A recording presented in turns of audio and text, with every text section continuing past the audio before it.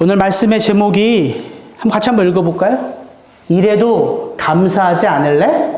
좀 말씀의 제목이 좀 도전적이어서 이게 다 저보다 어르신들인데 이런 제목을 잡는 게 좀 부담스러운데 그래도 오늘은 감사절이잖아요. 그러니까 여러분 넓으신 아량의 마음으로 좀 이해하시고 왜 목사님 오늘 제목을 이렇게 도전적으로 잡았는가 말씀 안에서 귀한 은혜를 좀 체험하기를 원합니다. 이번 주에 제가 굳은 각오를 다지고 우리가 지금 호세아서 강해를 하니까 호세아서 4장 앞에서 제가 기필코 내가 반드시 이 본문 속에서도 감사절 설교를 준비하리라. 그러면서 이리 살피고 저리 살폈는데 이게 1절부터 쉬운 게 아니더라고요. 호세아서 4장 1절 2절이 이렇게 시작해요. 이스라엘 자손들아 여호와의 말씀을 들으라. 여호와께서 이 땅 주민과 논쟁하시나니 이 땅에는 진실도 없고 인애도 없고 하나님을 아는 지식도 없고 오직 저주와 속임과 살인과 도둑질과 간음뿐이요 포악하여 피가 피를 뒤이음이라. 피가 피를 뒤이음이라. 안 되겠더라고요. 아무리 내가 굳게 각오를 해도 이게 안 되는 게 있더라고요. 그래서 급하게 이제 본문을 잡아야 되는데 이게 어려운 거예요. 어떤 본문으로 이 감사절 설교를 해야지만 성도님들과 내가 은혜를 좀 받을 수 있을까? 얼마 전에 끝난 좀 전도서의 말씀 중에 좋은 걸 좀 찾아서 다시 한번 설교를 할까?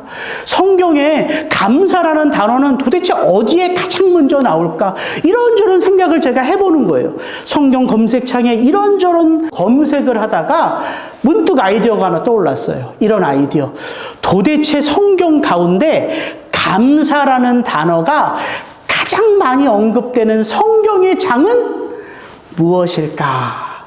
검색해 보니까 시편 136편이 제 눈앞에 펼쳐지더라고요. 근데 이 시편 136편은요, 여러분, 히브리어 원어로 읽거나 영어 성경으로 읽는 것보다 한글 성경으로 읽어야지만 그 맛이 느껴져요.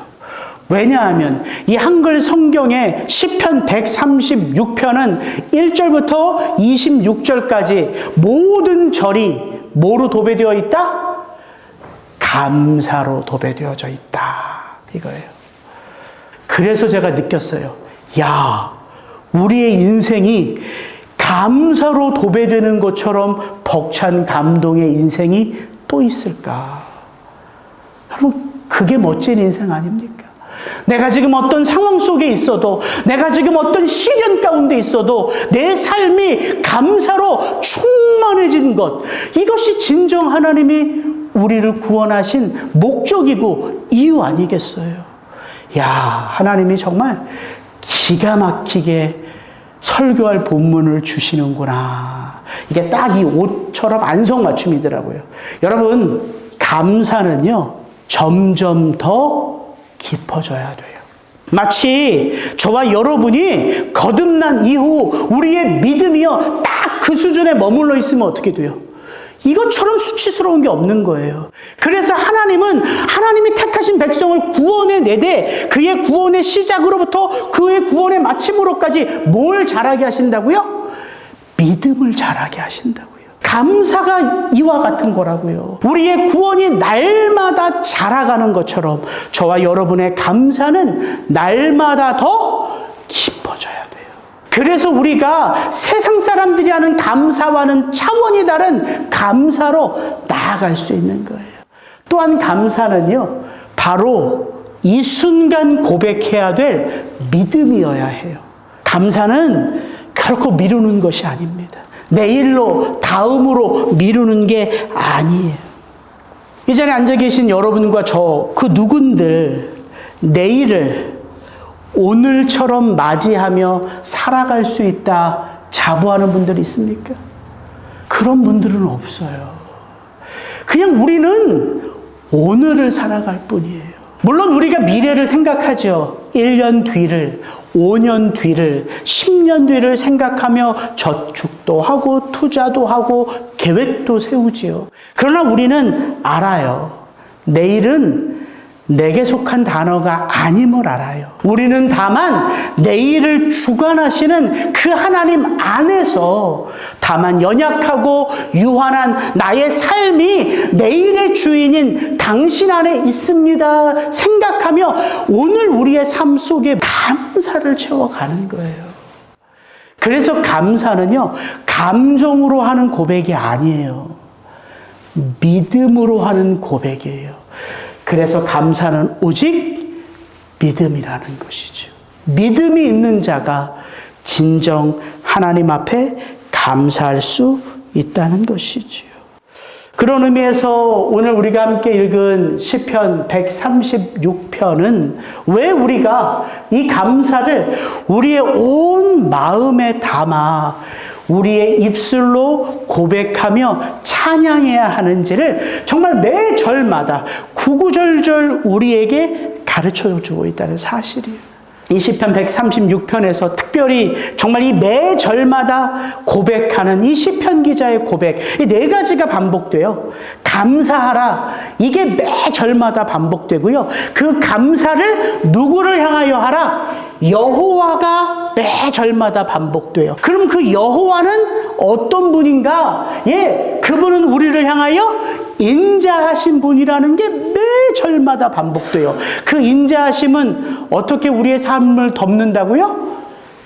영원부터 영원까지 함께한다.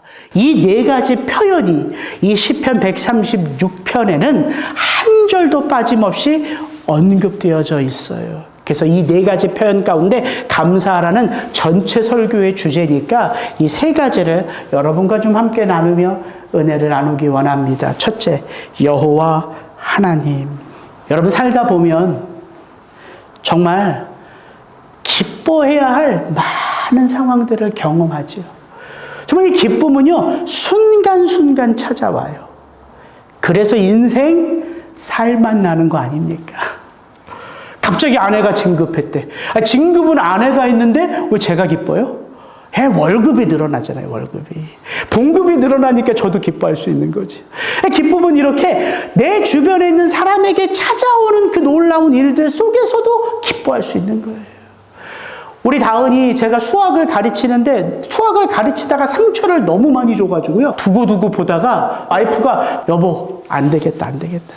당신 더 이상 다은이 수학 가르치지 마. 그거 점수 좀 올리려고 애 마음에 상처가 받아서 아빠랑 골이 생길까봐 가르치지 말라는 거예요. 그래도 시험 때만 되면 제가 걱정이 돼요, 안 돼요? 걱정이 되는 거죠, 걱정이. 다은이가 문자가 왔어. 아빠, 오늘 40문제 중에 38개 맞았어. 와, 기쁨이 막 물밀듯 밀려오는 거예요. 여러분, 이게 인생 아닙니까? 근데 인생에는요, 그렇게 시도 때도 없이 오는 감사와 기쁨뿐만 아니라 때로는 우리를 아프게 하고 때로는 우리를 낙심되게 하는 일들도 또한 수없이 찾아오는 게 인생이란 말이에요. 그래서 전도서 기자 그 지혜로운 솔로몬은 인생을 이렇게 정의했는지도 몰라요. 범사에 기한이 있고 천하만사가 다 때가 있나니 형통한 날이 있어요. 그런 날에는 기뻐하고 곤고한 날이 있어요. 그런 날에는 되돌아보아라. 이 두 가지를 누가 병행하게 하사? 하나님이 병행하게 하사 비로소 우리는 기쁨의 그 날들을 통해서 곤고한 그 날들을 통해서 누구를 기억할 수밖에 없다? 하나님을 기억할 수밖에 없다. 하나님이 그렇게 모든 것을 지으시되 당신의 뜻을 따라 아름답게 하셨고 그렇게 살아가는 우리 인생들에게는 영원을 사모하는 마음, 이건 다른 마음이 아니에요. 영원하신 그분을 사모하는 마음, 그 마음을 우리 가운데 주셨다는 것이죠.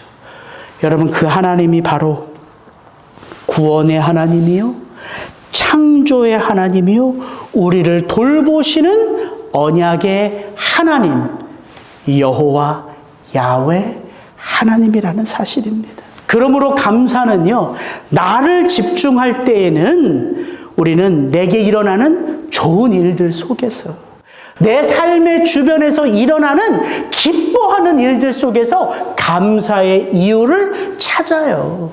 거저 생긴 이 양복 때문에, 다은이의 성적 때문에, 진급한 아내 때문에 우리는 감사를 고백할 수밖에 없어요. 그러나 그런 감사들은 유한한 감사지요.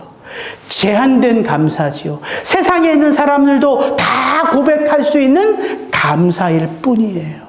그러나 우리가 삶의 주변을 보는 것이 아니라 마치 이 시편 136편처럼 그 삶의 모든 순간 함께 하시는 그 하나님을 올려다볼 수만 있다면 우리의 감사는 상황을 넘어서, 환경을 넘어서, 문제를 넘어서 그 하나님 앞에 고백할 수 있는 믿음의 고백이 된다는 거예요.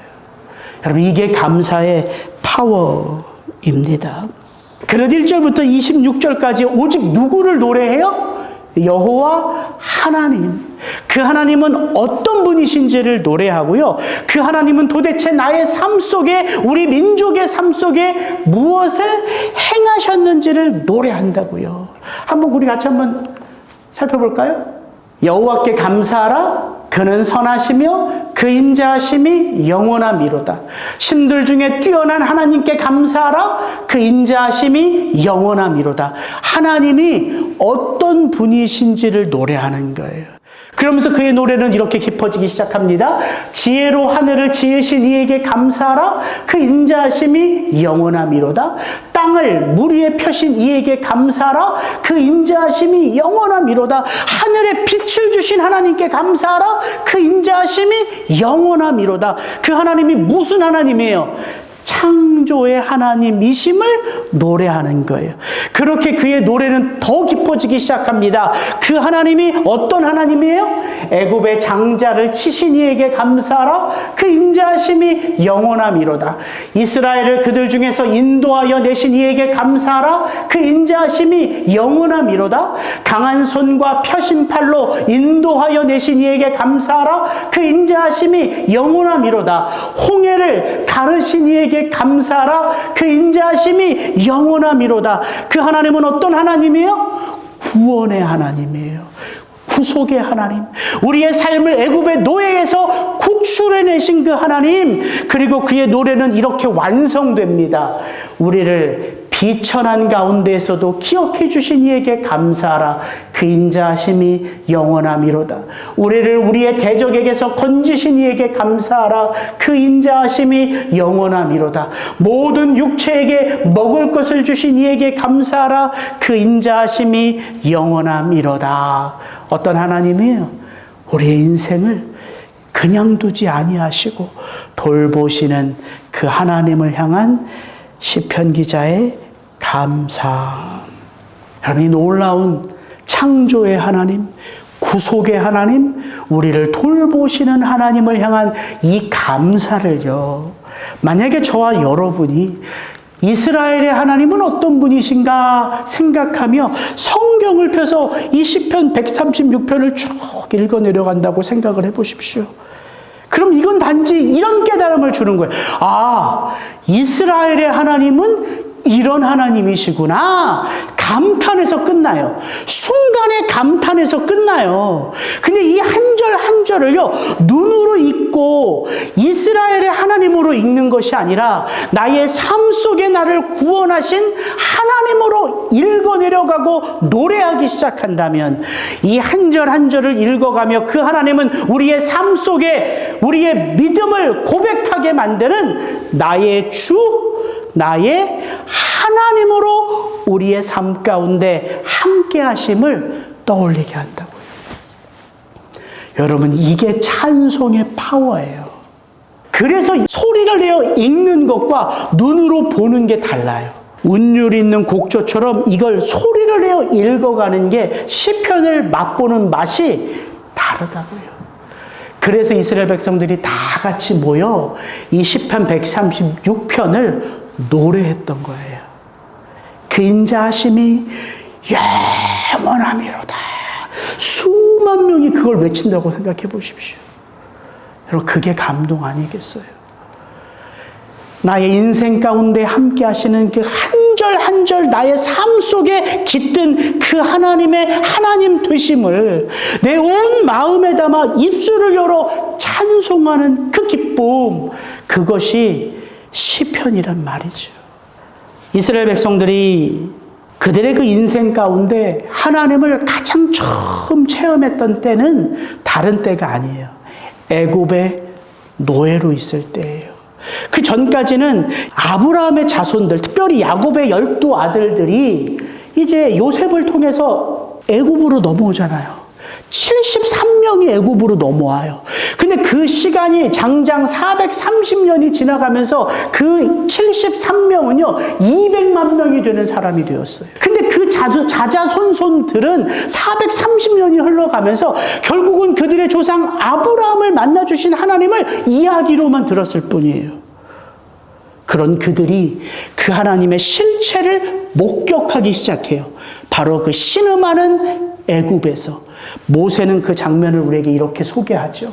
여러 해 후에 애굽 왕은 죽었고 이스라엘 자손은 고된 노동으로 말미암아 탄식하며 부르짖으니 그 고된 노동으로 말미암아 부르짖는 소리가 하나님께 상달된지라. 하나님이 그들의 고통 소리를 들으시고 하나님이 아브람과 이삭과 야곱에게 세운 그의 언약을 기억하사 하나님이 이스라엘 자손을 돌보셨고 하나님이 그들을 기억하셨더라. 여러분, 이스라엘 백성들이 그 이야기로만 듣던 하나님의 실체를 체험하는 그 장면을 모세는 어떻게 기억해요? 너희 조상과 언약을 맺은 그 하나님은 어떤 하나님이신지를 가르쳐 주는 거예요. 그 하나님은 어떤 하나님이에요? 그들의 그 무슨 소리? 울부짖는 소리를 들으시는 하나님. 그 하나님은 들으시기만 하는 하나님이 아니라 무엇을 기억하시는 하나님, 그들의 아버지의 아버지인 아브람과 이삭과 야곱과 맺은 언약을 기억하시는 하나님. 그 하나님은 듣기만 하고 기억만 하는 하나님? 아니요. 그들의 그 삶의 자리에 친히 찾아오셔서 그들을 구원하시는 하나님. 이 하나님은 어떤 하나님이라고요? 저와 여러분의 인생 가운데 찾아와 우리의 구원을 이루어 가시는 하나님. 그래서 히브리어에요, 야다라는 단어가 감사하다라는 단어예요. 근데 이 야다라는 단어가 발음이 똑같은 단어가 있어요. 알다라는 단어도 야다예요. 근데 발음은 똑같은데 철자가 달라요. 이 야다라는 감사하다라는 단어의 원래 의미는 감사하다라는 뜻이 먼저가 아니라 이게 먼저예요. 찬양하다, 고백하다, 인정하다. 이게 감사의 뜻이에요. 여러분, 감사란 들은 것을 감사하는 게 아니라 나의 삶 가운데 친히 찾아오셔서 나의 주, 나의 하나님이 되실 때에 우리는 무엇을 고백해요? 당신이 나의 유일하신 하나님이십니다. 이 믿음을 고백한다고요.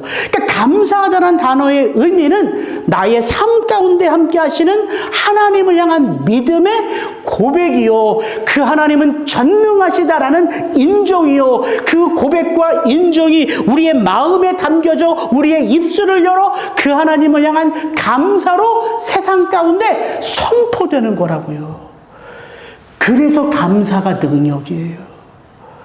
여러분, 좋은 일이 있을 때 감사하는 건 세상 사람들이 다 아는 거잖아요. 여러분, 어려운 일이 있어도 감사를 고백해 보세요. 그럼 그 감사의 고백은 믿음의 고백이에요. 어떤 믿음? 나는 지금 이렇게 형편없는 삶 속에 낙심하고 절망하고 있지만 사실은 이런 나의 인생 가운데 누가 아버지다? 하나님이 아버지라는 것을 고백하는 믿음이고 소망이 되기 때문에 감사야말로 우리의 삶을 나아가게 하는 능력이 되는 것이죠. 그래서 성경의 감사는 대부분이 명령이에요. 이게 권고가 아니에요. 부탁이 아니에요. 여호와께 감사하라. 거기에 무슨 상황이 있어요? 없어요. 너를 구원하신 그 하나님이 이 세상을 창조하신 하나님이요 너와 함께 하시는 하나님이 전능자 하나님임을 선포하는 것, 그것이 감사라고요. 여러분, 이 추수감사절 절기를 맞아 저와 여러분 안에 회복되어져야 할 감사는 우리의 삶의 환경이 바뀌어지는 게 먼저가 아니에요. 바로 이 하나님이 나의 아버지라는 사실을 우리가 다시 깨닫고 다시 기억하며 그것을 우리의 삶의 자리에서 다시 고백하는 감사라는 사실이에요.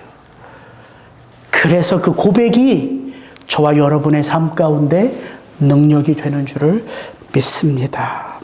둘째, 그 인자하심이라는 표현이에요. 여러분, 여기서 한글 성경에 인자하심으로라고 번역된 단어는요, 아마 성경에서 여러분이 가장 좋아하는 단어, 그리고 가장 잘하는 단어가 아닐까 싶어요. 뭘까요? 헤세드. 이 헤세드라는 단어는요, 성경에 정말 여러 뜻으로 번역이 되었어요. 인자하심으로만 번역된 게 아니라 사랑이라는 말로도 번역되고 자비라는 말로도 번역되고 긍휼이라는 말로도 번역되고 인자하심이란 말로 번역되고 선하심이란 말로 번역되고. 근데 성경에서 번역된 이 단어들, 사랑, 긍휼, 자비, 선하심, 인자하심, 이런 단어만으로는 이 헤세드라는 단어가 갖고 있는 의미를 다 표현해낼 수가 없는 단어예요. 그러니까 그 깊이가, 그 무게가 얼마나 큰 단어겠어요. 그래서 성경학자들은 이 헤세드를 번역할 때 그냥 사랑, 자비, 긍휼로 번역하기를 원하지 않아요. 꼭 거기에다가 형용사 구를 붙여요. 그냥 사랑이 아니라 조건이 없는 사랑. 그냥 자비가 아니라 마르지 않는 자비. 그냥 긍휼이 아니라 말할 수 없는 긍휼. 이렇게 무엇인가를 붙여야지만 그래도 그 의미를 받아들일 수 있는 단어가 바로 이 헤세드라는 단어라는 거예요. 그래서 이 헤세드라는 단어, 이 하나님의 인자와 사랑과 자비와 긍휼은요, 이 땅을 살아가는 성도들의 삶 속에요, 정말 이 단어가 갖고 있는 그 깊이만큼 다양하게 여러분 한 분 한 분들에게 적용이 될 수 있는 단어란 말이에요. 이번 한 주 그 인자하심이 영원하다라는 단어가요, 저에게는 어떻게 다가왔냐면, 하나님이 저라는 한 영혼을 향하여 그의 그 인내하심이 영원하다라는 단어로 그렇게 다가오더라고요. 여러분, 제가 목사예요. 그래도 매주 하나님의 말씀을 준비하며 여러분 앞에 설교하는 목사예요. 그러나 저에게는 여러분 앞에 서는 모습만 존재하지 않잖아요. 나 혼자서 살아가는 삶의 모습도 존재해요. 그러면 제 삶이 그렇게 하나님의 기준에 100% 맞춰서 살아갈까요? 그렇지 않거든요, 제가. 그런 저에게 그 하나님의 인자하심은 어떻게 다가오냐면, 끊임없이 참아주시고 인내하시는 그 하나님의 사랑으로 다가온다는 것이죠. 하나님의 인자하심이 영원하다. 하나님의 용서하심이 영원하다. 하나님의 기다려주심이 영원하다. 근데 이 하나님의 인내하심, 참아주심은요, 결코 의미 없이 목적 없는 참아냄, 인내함이 아니에요. 하나님은요, 그냥 다만 우리가 뭘 하든 그냥 알아서 잘 하겠지, 이런 무관심의 하나님이 아니에요. 하나님의 인내는요, 목적이 있습니다. 방향이 있어요. 그 하나님이 우리를, 저와 여러분 한 분 한 분들을 끝까지 인내하시고 참아주시고 용서하시는 하나님의 그 인내하심의 목적은 어디를 향할까요? 우리의 구원을 향해요. 우리의 구원의 무엇? 완성을 향한다는 거예요. 그래서 인내하시는 거예요. 도대체 우리의 구원이 완성이 되면 뭐가 되길래 하나님이 끝까지 우리의 그 연약함을, 우리의 그 죄악을 끝까지 때까지 기다리시며 인내하실까요? 우리의 구원이 완성되면 우리가 어떻게 되길래? 오늘 장로님 칼럼 혹시 뒤에 준비되어 있나요? 장로님 칼럼을 보시면 거기에 딱 답이 있어요. 하나님의 형상으로의 회복이에요. 이해하시겠어요? 하나님이 우리를 창조하실 때 대충대충 만들지 않으시고 우리를 어떻게 만드셨어요? 누구의 형상을 따라? 우리의 형상을 따라. 하나님 자신의 형상을 따라 우리를 빚으시고 만드셨어요. 근데 뭐가 들어와요? 죄가 들어오죠. 그래서 우리 가운데 빚어진 하나님의 그 놀라운 형상이 다 깨져버렸어요. 구원이란 우리 속에 깨어진 그 하나님의 형상을 하나님이 다시 빚어가시는 작업이에요. 여러분, 그게 구원이라고요. 그래서 그 하나님의 인자하심은 저와 여러분의 삶 속에, 특별히 저의 마음 가운데에는 저를 끝까지 용납하시고 인내해 주시고 기다려 주시는 하나님으로 저에게는 다가오더라고요. 그 하나님의 그 인내하심을 아마 그래서 다윗은 이렇게 표현하지 않았을까 싶어요. 다윗은 그의 시편 23편의 그 마지막을 이렇게 고백합니다. 나의 평생에 선하심과 인자하심이 정녕 나를 따르리니 내가 여호와의 집에 영원히 거하리로다. 아니, 하나님은 우리의 목자인데 그 하나님은 양인 우리의 앞서 행하시는 하나님이시잖아요. 근데 다윗은요, 그의 인생을 목자 되신 하나님이 늘 그렇게 이끌어주고 끌어주고 보살펴주고 돌봐주시는 목자 되신 하나님으로 노래하는 이 시편 23편의 그 마지막은 정반대의 위치에 선 하나님과 나라고 고백해요. 누가 먼저 앞서가요? 나의 평생에 내가 앞서가는 삶을 사는데 누가 내 뒤에 항상 나를 쫓아와요? 정녕 하나님의 그 선하심과 인자하심이. 그때 제가 이렇게 다가오더라고요. 아, 하나님은 참 부족하고 연약한 제 갈 길 가기 원하는, 제멋대로 살기 원하는 고집불통 같은 우리들을 그냥 방목하면서 마음대로 살아. 마음대로 사니까 곳곳에서 터지는 게 뭐예요? 문제투성이에요. 구멍이 터져요. 우리가 죄악으로 넘쳐나요. 근데 그거 다 누가 수습해요? 우리 인생을 이 땅에서 하나님의 구원을 체험하고 이 땅에서 하나님의 그 구원이 완성될 때까지 누가 뒤치다꺼리 하세요? 하나님이요, 하나님. 내 뒤에서 그 구멍난 걸 다 메꿔주고 그 죄악들을 다 씻어주고 그 상처를 다 어루만지세요. 그때 비로소 우리는 그 구원의 여정을 걸어가면서 점점점 누구의 손길을 체험하기 시작해요? 하나님, 하나님. 그렇구나. 내가 이렇게 부족하고 내가 이렇게 모자라고 내가 이렇게 연약해도 내가 지금 버젓이 살아가는 이유는 누구 때문이에요? 예, 그의 선하심과 인자하심이 내 삶에 매 순간 나를 쫓아오며 그렇게 나를 씻으시고 치유하시고 깨끗게 하심으로 그 하나님의 사랑 안에 우리가 믿음으로 반응하게 하시는 거예요. 그래서 하나님의 사랑은 강요가 아니에요. 윽박이 아니에요. 와, 이 하나님의 사랑 안에서 내가 벗어날 수 없구나. 그걸 깨달을 때 비로소 함께 하시는 그 하나님의 사랑에 반응하게 되는 것이죠. 그래서 구원은 우리의 삶의 처음부터 마지막까지 바로 이 세 번째 단어, 영원토록 함께 하시는 그 하나님의 사랑에 우리가 납득이 되는 거예요. 제가 항상 좋아하는 표현 있죠. 구원은, 믿음은 결코 무대뽀가 아닙니다. 여러분, 구원받는 거, 우리의 믿음이 자라가는 건 무대뽀가 아니에요. 그건 생각하는 거예요. 그래서 그건 인정하는 거예요. 그래서 그건 고백하는 거예요. 그게 믿음이고 그게 구원이라고요. 그럼 우리가 그 하나님의 실체를 체험해야지만 인정할 수 있고 고백할 수 있고 찬송할 수 있는 거죠. 그래서 저와 여러분의 인생 가운데 하나님이 함께 하시는 그 인자하심은